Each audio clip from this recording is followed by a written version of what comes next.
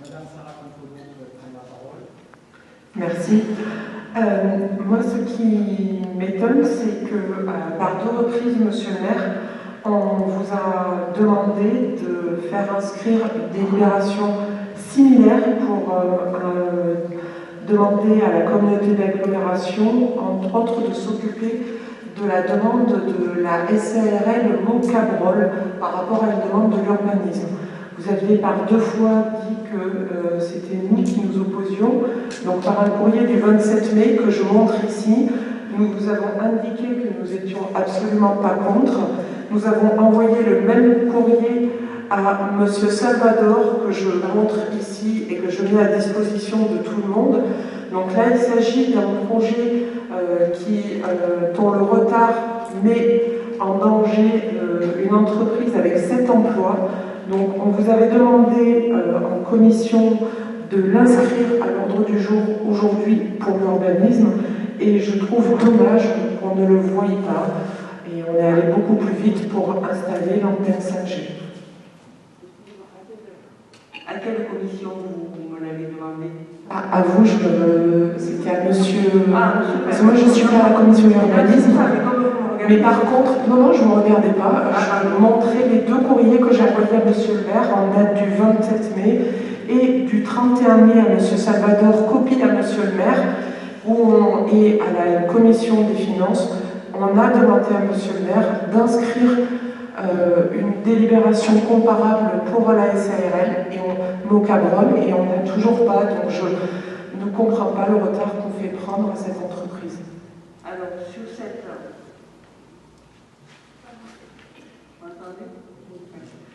ce projet, donc, ça avait été examiné en commission urbanisme le 18 mars et ça avait été revu en commission urbanisme le 20 mai. Donc ce qui avait été présenté, contrairement à ce qui est écrit dans votre courrier, puisque je le lis, le projet ne nous ayant jamais été présenté dans son intégralité en commission d'urbanisme. Et nous confirmons. Excusez-moi, je termine. Nous n'avons pu nous faire un avis éclairé. Alors, de mémoire, j'ai présenté à la commission urbanisme tous les documents que m'a envoyé M. Cabrol. Ils ont été présentés en visio, c'était des formats PDF. Donc si je reprends le compte rendu de la commission urbanisme du 18 mars, donc Marie-Hélène Marie présente le dossier de M. Cabrol qui souhaite construire une centrale à béton sur les terrains actuellement en zone N, appartenant à l'entreprise MO, dont il est le successeur. Donc, pour réaliser cette opération, il serait nécessaire de déclasser 2 hectares en zone ALX. Le débat fait ressortir la nécessité de préserver cette zone N et la commission, à l'unanimité, émet un avis défavorable au déclassement. Laissez-moi terminer ici. Et ensuite, ça a été représenté en commission du 20 mai. Mais je ne peux pas vous laisser dire. Madame Bonfredon, vous parlerez après, vous laissez parler. Madame Marie, on explique, hein, je vous le rappelle, on ne coupe pas la parole. Je vous remercie. On doit nous exprimer. Merci Madame Bonfredon, vous n'avez pas la parole, c'est Madame Marie-Hélène Marie qui a la parole. Mais vous on va respecter cette règle. S'il vous plaît. Non, vous n'avez pas la parole. Marie-Hélène, tu as la parole. Madame Bonfredon parlera après. Donc on essaye d'être correct. Essayez alors. Lors de la commission du 20 mai, ce point a fait l'objet d'une nouvelle discussion. Chaque fois que les commissions sont envoyées à la commission, il y a le compte rendu. Je n'ai pas souvenir que lors de la commission du 20 mai, un membre de la commission m'ait fait une remarque sur le fait que, ce que vous avez écrit, ça ne nous a jamais été présenté dans l'intégralité. Madame Rey. Non, mais j'ai terminé, je vois que vous levez la main. C'est par rapport à la délibération de la commission du 20 mai. Vous aviez précisé que ce dossier serait vu avec M. Garrigue et M. le maire pour justement évaluer. Et c'est moi-même qui ai avancé que ça nous était difficile de nous positionner tant que ça a eu lieu et que nous attendions que cette entrevue auprès de l'aglo ait lieu avec Monsieur le maire et Monsieur Garrigue. Voilà, mais ça n'a pas été voté ni pour ni contre. Nous nous sommes mis en retrait en attendant ce positionnement. Madame Reille, lors de la première commission du 18 mars... Oui, je suis d'accord, mais on s'est aperçu que ce n'était pas sur la parcelle qui convenait. Et c'est par la suite, quand il y a eu la discussion de ce dossier, et que Monsieur le maire et Monsieur Garrigue, et il me semble que vous êtes des instances qui pouvaient nous apporter toutes les informations, nous on s'est mis en retrait par rapport à ce positionnement. Ok. Alors, je pense que attendez, Marie-Hélène, je vais donner la parole à Monsieur Legrand. Après, puis reprends. Oui, vous m'entendez? Oui. Effectivement, il y a eu une présentation lors de la première commission. Par contre, l'emplacement de la centrale n'était pas indiqué. D'ailleurs, il était mentionné sur une parcelle qui était à côté. Monsieur Enfin, excusez-moi, je suis allé personnellement chez rencontrer M. Cabrol, et il nous a fourni le plan qu'il avait fourni. Ça ne correspond pas tout à fait, parce que la parcelle ne correspondait pas. La zone naturelle qu'il a aujourd'hui, où il veut faire sa station, c'est exactement l'emplacement de la braquière actuelle. Donc, il n'y a rien de naturel dans cette zone. C'est pas du tout à côté, comme ça nous a été présenté en commission. Excusez-moi. Non, mais si je peux me permettre, je vous enverrai le mail que m'avait adressé M. Cabrol avant la commission, et vous verrez, puisque c'est lui qui avait fait les plans, c'est lui qui avait positionné. Et merci madame. Et il les a envoyés aussi, il nous a retransmis le même mail, donc voilà. Non, mais ok, on va. Et je vous précise quand même que nous l'avions reçu avec le maire, et effectivement, d'entrée, son projet n'a jamais bougé. Il a toujours positionné. Mais alors pourquoi c'est pas inscrit à l'ordre du jour d'aujourd'hui ce projet? Alors pourquoi? Alors je vais répondre. Pourquoi c'est pas à l'ordre du jour?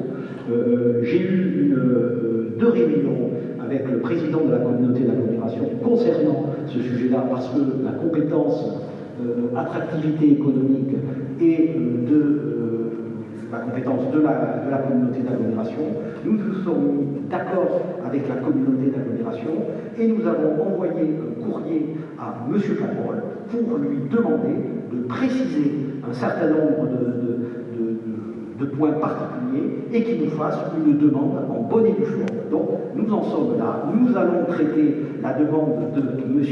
Cabrol quand, je dirais, on aura reçu la réponse à notre courrier qui a été fait en plein accord avec la communauté d'agglomération. Voilà ce que j'ai dit. Si je peux préciser, on lui a demandé donc de déposer un permis de construire.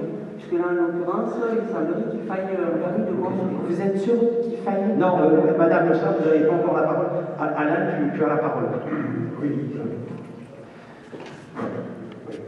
Par rapport au dossier Cabrol, effectivement, le plus tôt sera le mieux par rapport à l'entreprise et aux enjeux qu'il y a. Donc, si vous avez fait le nécessaire au niveau de l'aglo, vous êtes à même les uns et les autres de trouver des solutions très très rapidement. Je voudrais revenir très très vite sur ce qui nous est proposé par rapport à la délibération qu'on évoque. Je reviens sur cette modification du plan local d'urbanisme. Est-ce que vous pouvez me donner une précision, puisqu'il est indiqué en fin de délibération que la commune accepte l'engagement financier par la voie de fonds de concours vers la communauté d'agglomération Gaillac-Rollier pour un montant non défini. Est-ce que vous pouvez me préciser le montant non défini ou l'ordre de grandeur? Marie-Hélène. Ce que je peux dire, la modification, le bureau d'études, ça devrait s'évaluer à peu près 8 000 €. À peu près. Comment? 8 000 €.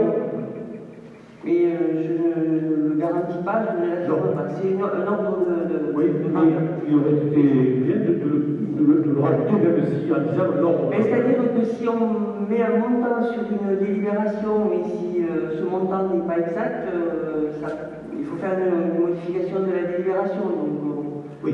Et on communiquera le montant exact de... Non, mais convenez qu'il est difficile pour une assemblée de voter un fonds de concours quand on précise que le montant n'est pas défini? Parce que là, c'est moitié payé par l'aglo, moitié payé par la collectivité. Et je pense que c'est très certainement c'est les honoraires du bureau d'études qui sont choisis et qui... Les 1 000 €, c'est la part de la commune ou c'est la... Non, la totalité. La totalité. Bon, Isabelle Cadel. Oui, j'aurais voulu savoir si M. le maire et M. Garrigue, qui me semble-t-il s'occupe de l'attractivité économique, s'est déplacé sur les lieux pour rencontrer M. Cabrol, le responsable de cette société. Non, en fait, on ne s'est pas déplacé. On a eu on l'a vu, on l'a reçu. On lui a demandé, on est en train de mettre en place une procédure qui est formalisée, parce que si vous voulez, derrière, pouvoir implanter une centrale à béton, il faut quand même avoir des éléments techniques et des éléments précis. Pour l'instant, le dossier n'était pas un dossier que nous avons eu qui était suffisamment formalisé. Je rappelle quand même qu'il a été présent. On sont allés sur place. Madame Cadel, vous n'avez pas la parole. Vous n'avez pas la parole. Madame Cadel, vous n'avez pas la parole. Je suis désolé. Ne me coupez pas la parole, ok?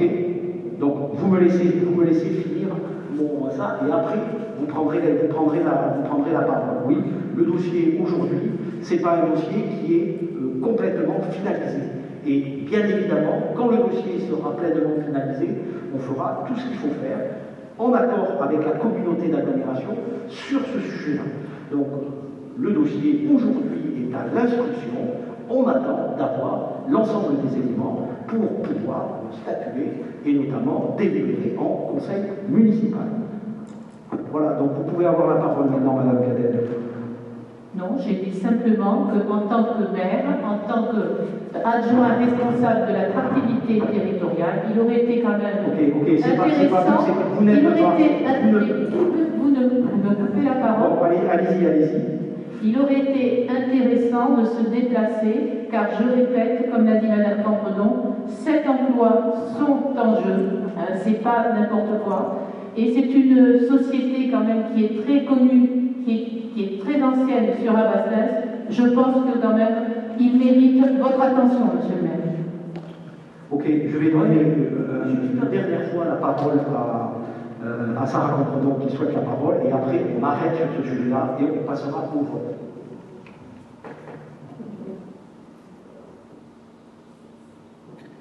Vous m'entendez? On compte sur vous pour aller vite et en espérant que ce soit au prochain conseil municipal. D'ailleurs, je ne sais pas quand est-ce que vous avez l'intention de vous rendre sur l'entreprise, mais peut-être qu'on pourrait même avoir un conseil municipal accéléré pour pouvoir permettre à cette entreprise de ne pas vivre dans l'angoisse du maintien des 7 postes. Et je tiens seulement à préciser que ce n'est pas l'implantation d'une nouvelle centrale, c'est la restauration d'une existante. Donc c'est pas, il y en a déjà une et le but est de conforter de la remplacer. Donc voyons les choses avec bienveillance et pensons aussi au maintien de l'emploi sur notre commune. Mais sachez que lors de la commission urbanisme et lorsque l'on a reçu l'entreprise avec le maire, on a bien en tête qu'effectivement il y a des emplois sur la collectivité. Juste pour vous dire que de toute façon, il aurait été périlleux de rattacher à cette délibération précise la modification, la demande de modification, parce qu'il y a quand même une grosse fragilité au vu du contexte actuel, de demander un déclassement d'une zone naturelle et de le passer en SCICAL. Je ne demandais pas de rattacher, mais de faire l'équivalent. Oui, sachez que ça date depuis le mois de février, on est en juillet, donc on est... Madame Campenon, on vous a entendu. Donc maintenant, on va arrêter sur le sujet. Jean-Claude Mouisset est le dernier intervenant, et après, on passe au vote. On appelle à plus de sérénité, monsieur le maire. Merci. Ça marche? Ça fonctionne? Oui. Donc je veux bien rassurer tout le monde, essayer de faire simple, un petit résumé. Nous ne laissons pas tomber l'entreprise Cabrol. Nous sommes en lien avec eux, mais nous avons besoin d'avoir de leur part des documents contractuels, des documents qui sont exploitables, des documents qui viennent de l'architecte, du géomètre. Nous avons besoin, parce que les centrales à béton, il y en a toutes les capacités. Donc on a besoin de savoir si effectivement, monsieur Cabot a fait un travail, c'est le travail qu'il a fait, comme si moi je mets ma maison, je la dessine sur un papier. Alors effectivement, lorsque ces documents nous seront parvenus, nous lui avons demandé et il va le faire. À ce moment-là, nous nous rendrons sur place parce que nous aurons du concret, nous aurons du factuel et nous passerons, nous délibérerons de tout cela.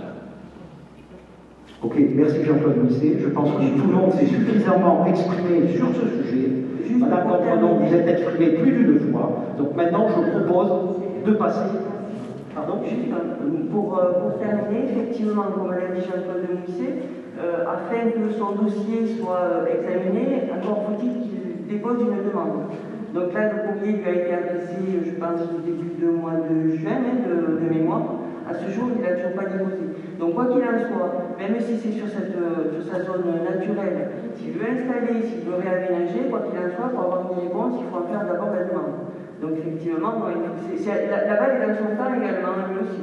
On arrête, tout le monde a pu s'exprimer. Maintenant, on arrête, on passe au vote.